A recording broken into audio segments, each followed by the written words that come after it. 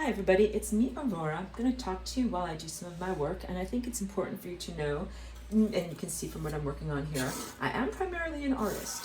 I am not a financial advisor. I am not a medical doctor or a trained psychologist or anything like that. In fact, I am an otherworldly visitor, and I am a psychic and an intuitive and a precognitive. So please take all the things that I share with you from that direction. I have learned a lot about being in this world, and I have learned good ways of being able to use money, use resources, and navigate the world, and that is my intention for sharing this video, trying to give good guidance to other people. I use my intuition, and I also do listen to and read from a lot of other people who are thinkers in the space, and so I want to share this with you. Basically, for anyone who is new and doesn't really know what Bitcoin is and why it is important and good. I'm not a salesperson in any way, and I do not benefit in any way from trying to encourage you towards holding and utilizing Bitcoin at a certain point. I am really trying to inform you about what's going on in the world and make it possible for you to make great choices based upon what you're able to hear. So first of all, a lot of people are concerned about Bitcoin and AI. Like when I talk to people who are basically transhumanism and a sense of not actually being in control of your own money. And this relates to what is going on in Congress in the United States at this moment, which is a vote that is about stablecoins. Now I know I just threw a whole bunch of words at you. What is a stablecoin? A stablecoin is something like USDC, which is related to Tether. And none of these things are good. Bitcoin is good. Bitcoin good. Tether not good. Why are these things not good? Because basically the dollar is already a very, very dead carcass, and it is related to satanic occult activities that we do not support in our value system. That's a collective we, and also me very much personally. And the digital dollar and Tether, which is connected to it, is really not any better. It's run by the same old losers that have been screwing up your world and your country for a very long amount of time. You don't want to support their projects.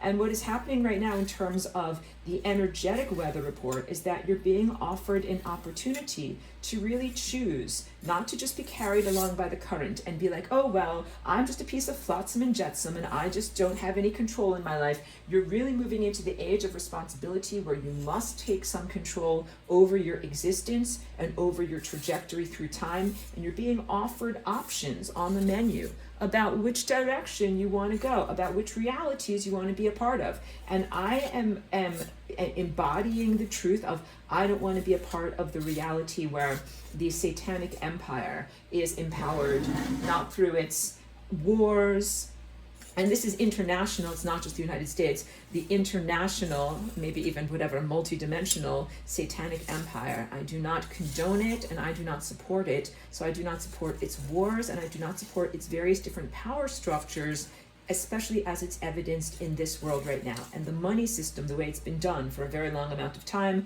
is innately satanic. And the satanic money system is very much related to the satanic power structure, which is basically how we comprehend nation states and how nation states are related to, like, you know, the royal houses and feudalism and these old ways of doing things.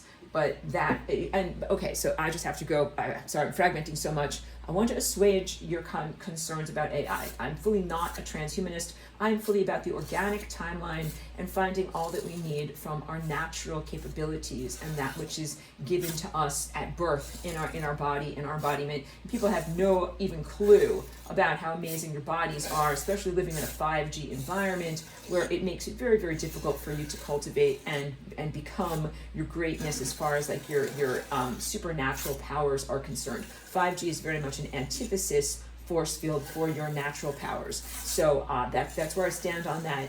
Please know that AI is not related to Bitcoin. These things are totally two separate concerns. And I'm very anti-AI. I don't use it in my life. I don't condone it. I see it as not only a slippery slope, but like a chasm of peril. Don't go into the perilous chasm.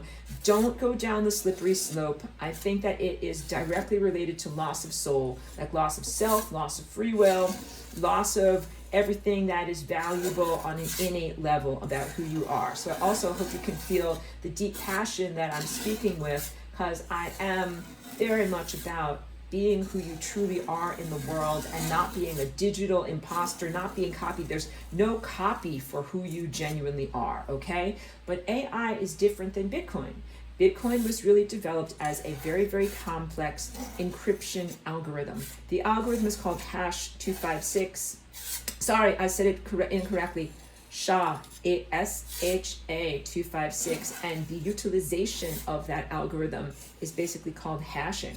If you want to know what this is, it's actually something so simple that you can do it with a paper and pencil and just your brain. But you do have to know how to do math with your brain. But it's something that is just a very, very repetitive, complex calculation that humans have invented a specialized computer chip to be able to do this calculation very, very fast over and over and over. And the Bitcoin system is really pretty inspired, pretty genius, in that it is based on this level of encryption, and it is a way to be able to make certain that, how can I say, information is transmitted without loss of signal. That is what the blockchain is, and that the information becomes successively more and more complex with each generation that it is transmitted. So you can think of Bitcoin as being like a series of train cars, and the very first train car was a relatively simple train car and not that many people in it, but that as each train car goes on the journey, it gets more and more full of people, more and more full of luggage, more and more full of everything, until now we've been doing this for many years, and the train cars that are going on right now are full of people, full of luggage, have very great complexities, because what they contain is the story of every person who's ever gotten on and off that train. That is what the blockchain is. And it's a way for encrypting and also transmitting data over time. It should remind you a little bit of what the concept of DNA is, even though DNA is really divine and sacred, and there is no substitution for it. But humans have a tendency to externalize the internal and create outer versions of what they are already doing in their own bodies, and that's really what the blockchain is. And it's Bitcoin itself is a positive example of this being used in a technological setting, in that it has been able to successfully transmit information over many years without breaking the chain. And so there's some good evidence there that it's not going to suddenly poof away because something goes wrong. So, because we're talking now about, is there enough stability for you to actually like stand on that ice? Like you're testing, like, can I stand on this? Is there a place there? Can I actually put my footing? How's your footing? And the answer is, I think that this is going to be an essential footing for you to take, so that way you don't go down on the death spiral of the dollar, which is a very necessary thing to be able for our planet to move towards genuine freedom. So the Bitcoin is a life raft, not the end result. It's not dry land itself, but it is a life raft to be able to get out of an inherently flawed and corrupt system, and to be able to be a part of something where you are much more self-determined and self-defined. To that end, there are many different cryptocurrencies. Not all of them are ones that I would wish to, again, I'm not a financial advisor at all, invest in or interact with. I think most of them are imposters, scams, have no merit, and are dim shadows of what Bitcoin actually is. So back to the vote that's in United States Congress right now, that is about stablecoins. And stablecoins are a euphemism for what is also known as CDBC, central bank distributed currencies. These are digital currencies distributed by the banks. So Bitcoin exists as an existential threat to the central banking system, and the central banking system is profoundly satanic, and it is really the source of why there is so much human misery, so many wars, and also so much iniquity. For example, some countries being incredibly wealthy and having an enormous amount of opportunity for their citizens, and some countries being inherently poorly run and with no infrastructure, and basically with very, very minimal opportunities, both economic, social, and the opportunities for growth are very minimal there. This is largely because of the central banking system. So for many years, the central bankers, who are kind of like evil money magicians, they have been wanting to destroy Bitcoin. Bitcoin has been a source for freedom in the world for a very long time, but only right now is it starting to be something that is co-opted by the very system that it threatens to destroy. But Bitcoin is not equivalent to central banking currencies. These are two separate things. So the peril of the central bank issued currencies is that it would require a digital ID, and it would be a totalitarian form of state-controlled money that you could never escape. That you would basically have to show your face, show your ID, scan your retina, do whatever, give a blood supply to the satanic state in order to be able to access your own money. And that would be just for a simple transaction to be able to pay your rent or purchase your food. And you can see how that would be very, very dangerous. It's very anti-freedom, and it would be almost impossible to escape once that net was closed around you. For many years, people have used cash in order to try to avoid this inherent trap. But what you're also finding out is that in the world, if you want to do real commerce, not everything can be done in cash, like larger projects and international projects. And I do a lot of work with people internationally at this point. It would not be practical for them to try to pay me in cash. And also they work in different currencies. So in order to try to stay free, cash is not always the answer. And also sometimes people are like, well, gold. But there's a lot of reasons why gold is highly impractical, including the fact that it's not that easy to just ship it across the ocean to be able to pay your friends or family overseas, and also that there are imposters of gold. You know what I mean? Like there's, it's hard to authenticate that something is genuinely gold. So Bitcoin, it does have a very, very positive sense of being able to be authenticated. That's part of what this deep level of encryption is all about. But so what I just wanted to give you the weather report. The weather report is the United States dollar and the United States nation state itself is in its death throes. And what Congress is doing today is trying to put some blood transfusion, some epinephrine, some magical CPR shock to be able to get things going again. But I'm telling you, it's not going to work. And the participation in the digital type of online currency that would require an ID is something that most people are smart enough now to know that they want to avoid. Why is Bitcoin different? You do not have to have your ID to own or use Bitcoin. There are two different main ways to access it online right now. One is called KYC. That means know your customer. And this, of course, was set up to be able to collect people's identities and control it a little bit more. But there are many ways to be able to buy and own Bitcoin. That's called non-KYC.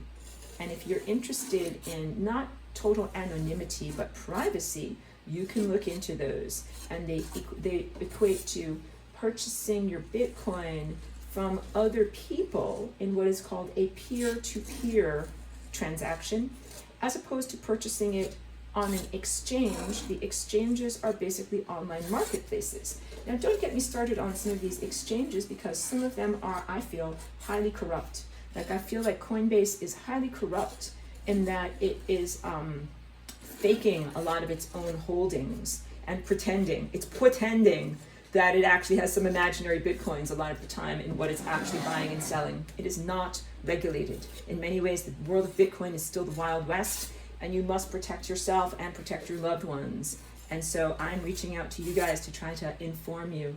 You may purchase, so in Bitcoin, Coinbase is KYC, you don't necessarily want that, but if you purchase something off of an exchange, you definitely don't want to leave it on the exchange. It is a very perilous position to do that, especially if you're investing a large amount of money.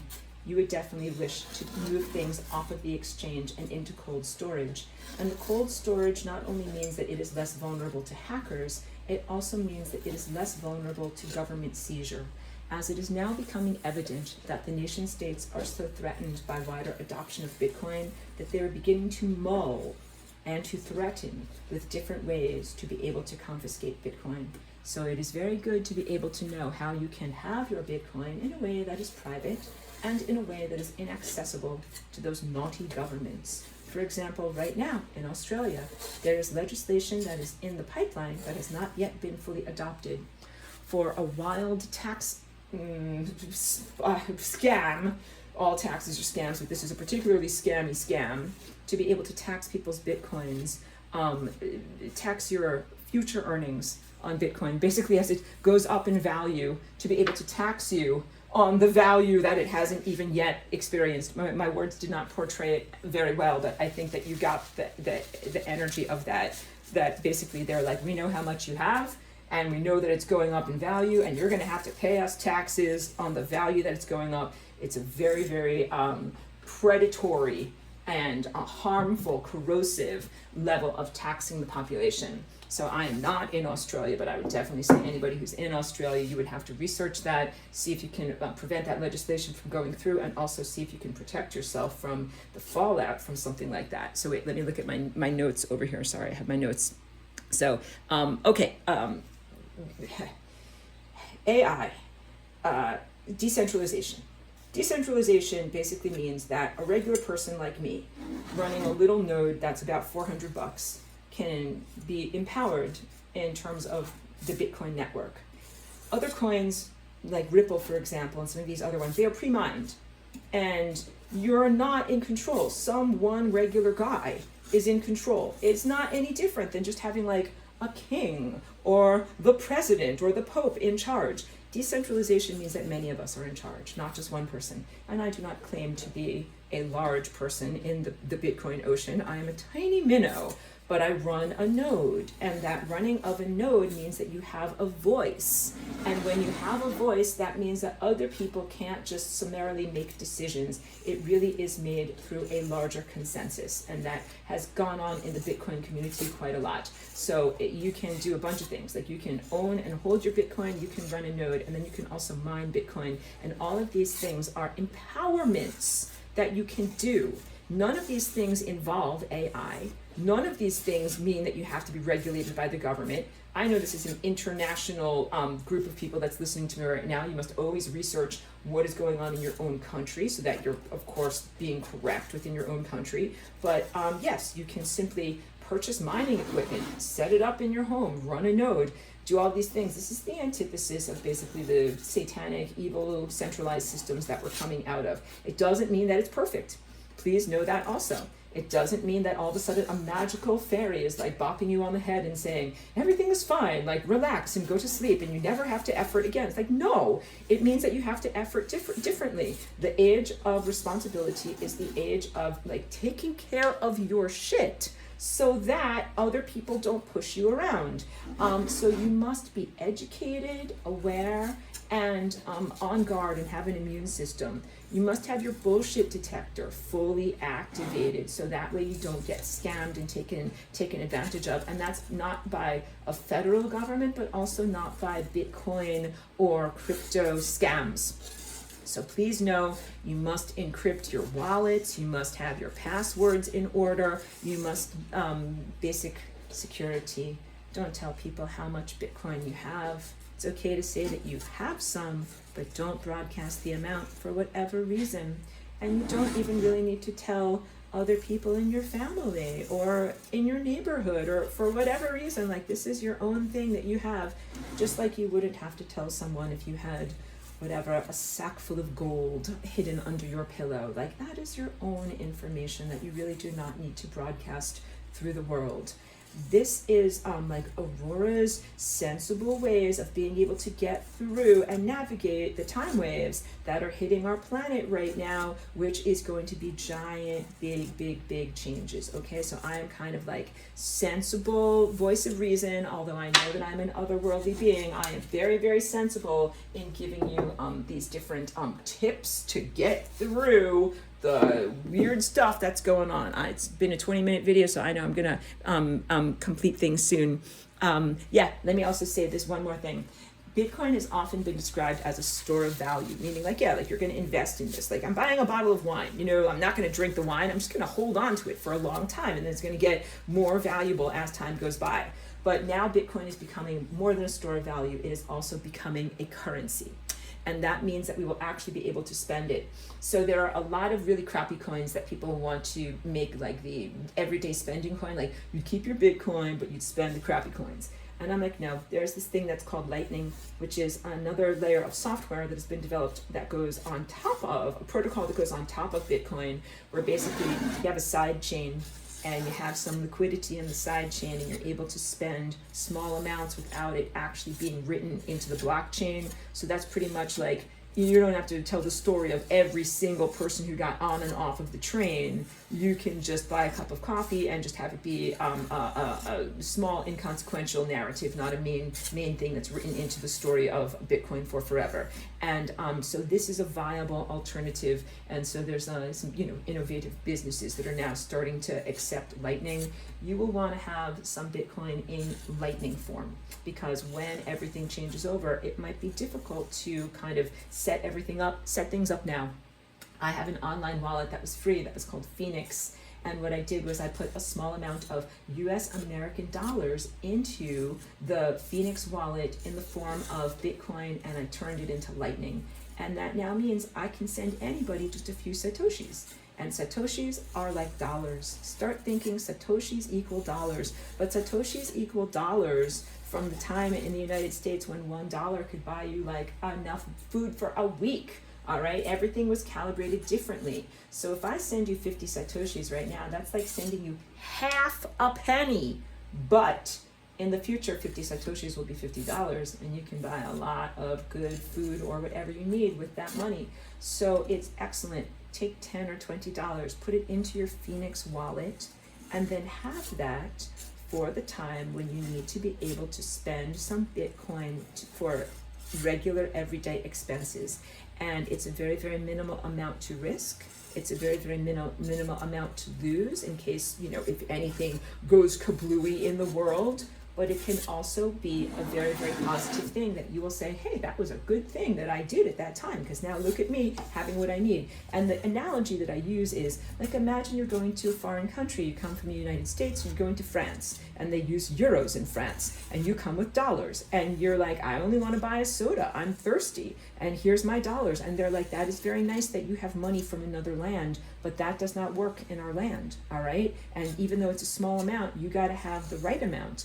In the right type form of currency. So it doesn't matter at a certain point whether you have dollars, whether it's a large amount or a small amount. If you do not have Lightning and a small amount of available Bitcoin, I think that you will not be able to make the little purchases that you need. And I think that then your life could be uncomfortable while we're in this interim crossover time. So set yourself up for success. If you're going to go to France, get yourself set up beforehand with a little bit of the currency of the country that you're going to, so that way you can arrive fully funded, buy a soda or whatever you need, a croissant. Oh my goodness. You can buy what you need. Sorry, I'm running out of battery space, running out of time, and gonna complete this wonderful video. Thank you so much to everybody who took the time to listen and learn. Thank you.